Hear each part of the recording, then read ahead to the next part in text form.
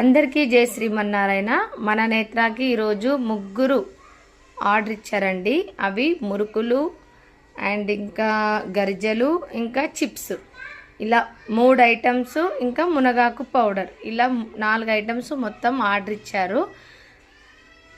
ఇప్పుడు వాళ్ళ కోసం ఈ ప్రాసెస్ రెడీ చేస్తున్నాను. ఇప్పుడు నేను వేసిన పేస్ట్ ఏంటి అనుకుంటారు మీరు, అది అల్లం వెల్లిపాయ పేస్ట్ మాత్రమే. ముందుగా గ్రైండ్ చేసుకున్న తర్వాత కొంచెం వాటర్ వేసి మళ్ళీ గ్రైండ్ చేస్తాము. ఎందుకంటే మురుకులు ఒత్తేటప్పుడు మధ్య మధ్యలో కొంచెం గడ్డలుగా వస్తే మురుకులన్నీ ఆగిపోతాయి అన్నమాట, ఒత్తడానికి ఈజీగా రాదు. అందుకని అలా చేస్తాము. మొత్తం ఇలా మిక్స్ అయిన తర్వాత ఇందులో హీట్ వాటర్ పోస్తామన్నమాట. హీట్ వాటర్ పోసి దాన్ని నీట్గా మంచిగా కలుపుకుంటాం. మురుకులు టేస్టీగా రావాలంటే లూజ్గా అస్సలు కలుపుకోవద్దు, చాలా గట్టిగా కలుపుకోవాలి. నేను బై వన్ కొంచెం తర్వాత కొంచెం కలుపుకోవాలని చెప్పేసి అలా పక్కకి తీసి పెట్టుకున్నాను పిండి. మన టేస్టీ మురుకులు రెడీ అయిపోయాయండి. మీకు కావాలి అనుకుంటే మన నేత్రాకి ఆర్డర్ ఇవ్వచ్చు. Thank you for watching.